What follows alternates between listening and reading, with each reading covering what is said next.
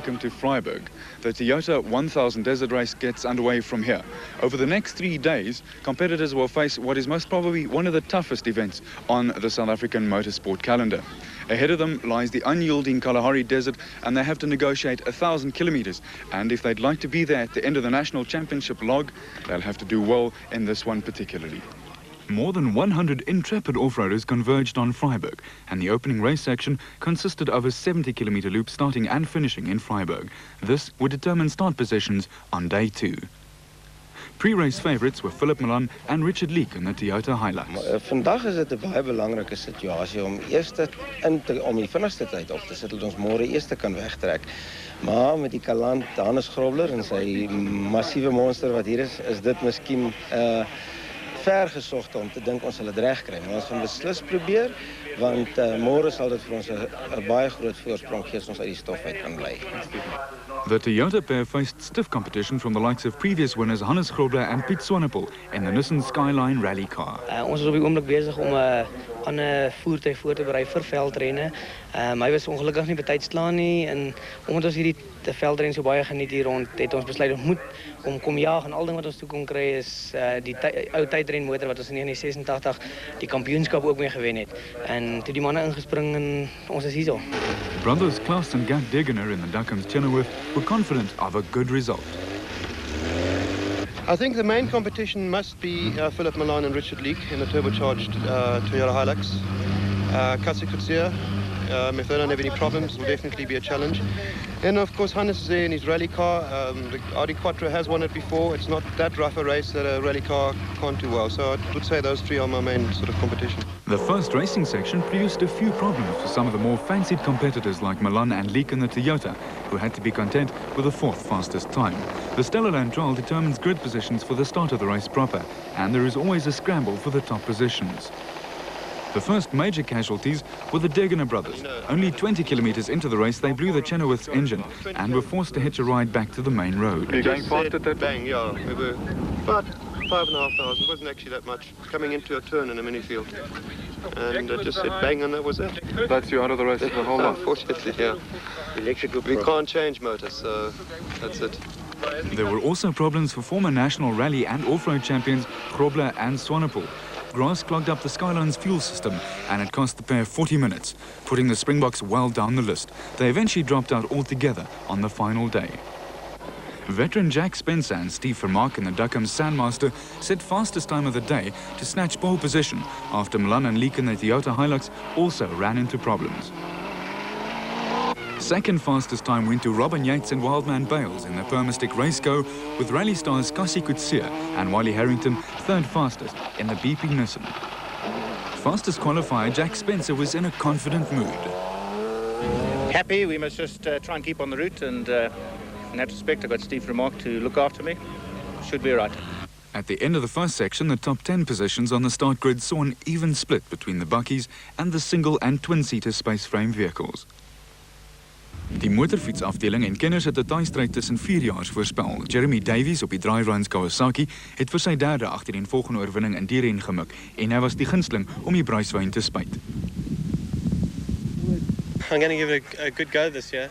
There's a lot of competition, and I think it's going to be a dice between me, Elfie and Willie Island right to the end, but I'm going to go for a good time today and try right from the front and set the pace. It's difficult because you have to do a lot of navigating and get lost. You run against the traffic and that, but I'll give it a good bash. Davies sou egter taai mededinging hê van Greenup KTM se Willie Island. It's always nice to start off in front, but I like to just start maybe second or third always. Let somebody else lead the pack, because somebody always goes wrong, you know, and you always got that pressure behind you if you're in front. So if I just come in the first 3, that's fine. Die 3-malige kampioen Hilton Beatty, ook op 'n Greenup KTM, sowel as Alfie Cox op sy NGK Kawasaki, sou ook vir Davies onder druk plaas. You know, this is a hell of a race, eh? 1,000 kilometers of sometimes the worst conditions that you could ever come across. Toyota 1000 is known as the desert race of all desert races. Die vinnigste motorfietskombinasie in die eerste renskom was Hilton Beatty en sy Greenup KTM. Hy was amper 'n minuut voor Davies met Island derde en Patrick Andrews vierde. Gavin Nimmo was volgende op 'n Winston Yamaha met die 50-jarige Joe van Altena, die oudste jaar in die byeenkoms 6ste op 'n 200cc Kawasaki. Die fikse van Altena was vol selfvertroue en gereed om 'n jongerjaars 'n ding of twee te wys. When they look over their shoulder, if they see me biting on the front of my helmet, boy, they know I don't give in. And in 87, I won the roof in the 200 class. I'm ready for them. Anytime, anywhere, you tell those youngsters, JVA is ready. Nou ja, die uitslae vir die motorfietsafdeling toon dat die Kawasaki span 4 plekke verower het in die top 10 teenoor die 3 elk van KTM en Yamaha. The Kalahari 1000 Desert Race has certainly lived up to its reputation once again. They start off with a stellar land trial which predetermines grid positions on the start of the second day. A cold Northern Cape day dawned, but things were destined to hot up for the races. The route for the second day saw competitors head for the refuel at Linnepen and then set sail for Taylor's Pan on the Botswana border via Heuningvlei Pan. Malan and Leek in the Toyota Hilux lost little time in forging their way to the front on day 2.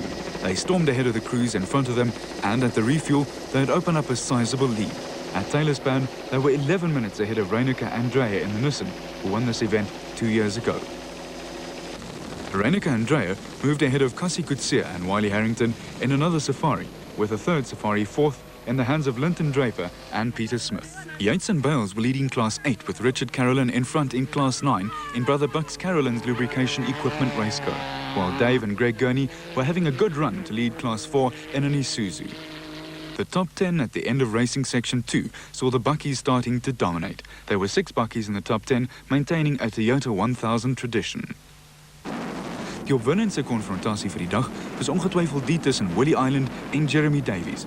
Die 2 jaar het die hele pad geveg en die ruwe terrein gereeld langs mekaar aangepak teen snelhede van tot 170 km/h.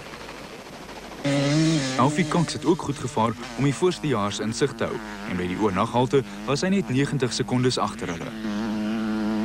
Die aanvanklike voorloper Hilton Beattie was 4de ondanks 'n beenbesering wat hom mettertyd sou dwing om te onttrek.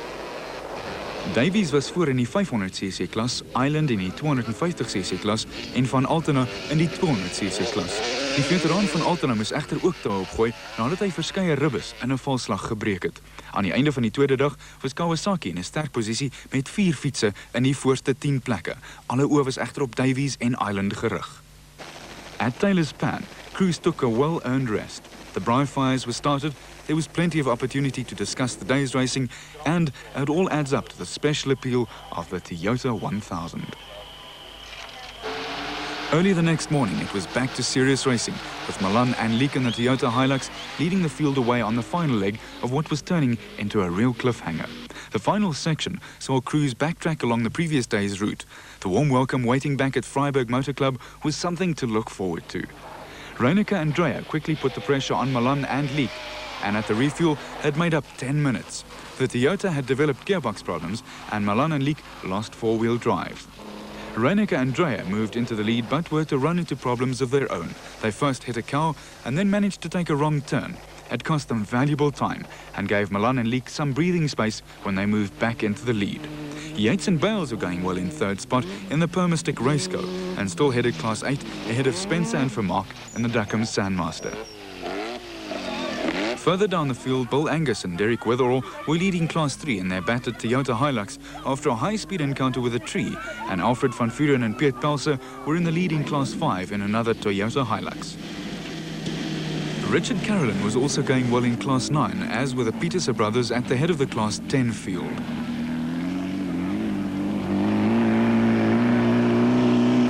For Coetzee and Harrington, however, it was the end of the road shortly after the refuel when they retired with mechanical problems. For Malan, it was his first Toyota 1000 Desert Race win, with Leek scoring his second success.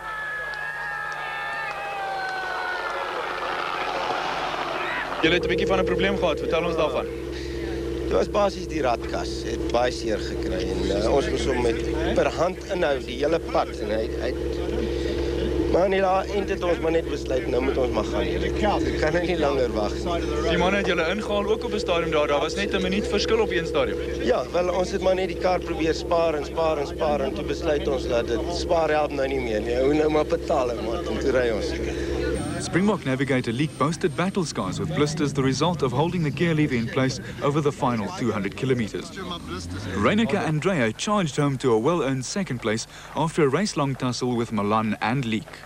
Ons was so omtrent vir 150 km voor Philip en net voor ons die pafwiel gekry het, sy by ons verby en ons was in sy stof, ons moes seker 'n klip of iets raak gery het. The popular Robin Yates and Wildman Bales drove consistently to finish third overall and also had the distinction of being the first twin-seater crew across the line.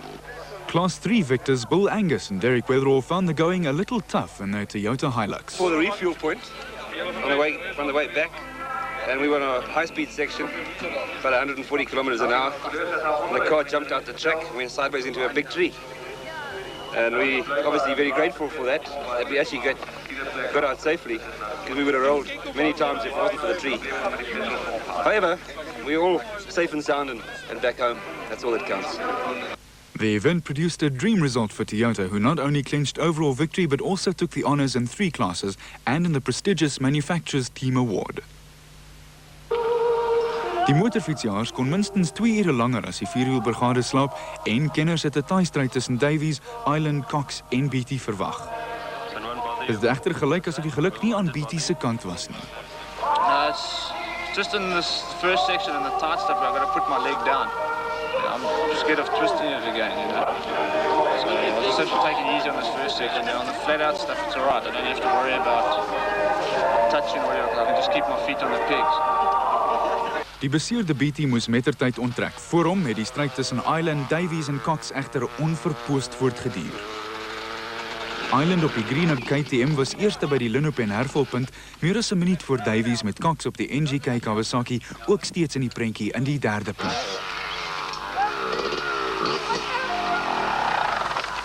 Hey, Coxon! Na Van Alten se onttrekking was Ralph Pitchford ook op 'n Kawasaki voor in die 200cc klas. Hy is gevolg deur John Hodgson op die KTM en Jason Andriaika wat albei bestendig gejaag het. Die uiters fikse Davies het in die laaste 200 km van die roete daarin geslaag om onder Cox en Island uit te suil deur die groter krag van sy 500cc fiets doeltreffend in te span. Hy was by die eindpunt 6 minute voor sy Kawasaki spanmaat. Vir 'n tevrede Cox was dit die tweede agtereenvolgende jaar wat hy tweede geëindig het in die taaie wedren. Well, he started off with a quick pace this morning, so I just had a hold there. I knew after about 100 odd k's that it got quicker, and I got the legs on him there. So if I could stay with him to there, I could pull him on the quick stuff.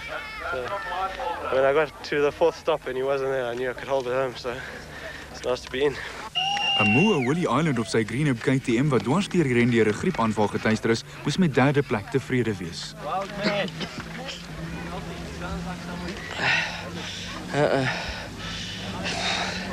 I can't even speak. I've been riding it through the whole day. I couldn't even see anymore.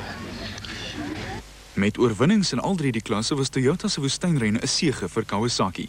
Ook Davies was meer as gelukkig met sy 3de agtereenvolgende oorwinning in 'n ren wat ook in 1985 deur sy broer Mark ingepalm is. But when all is said and done and you've completed the desert race, you know you're a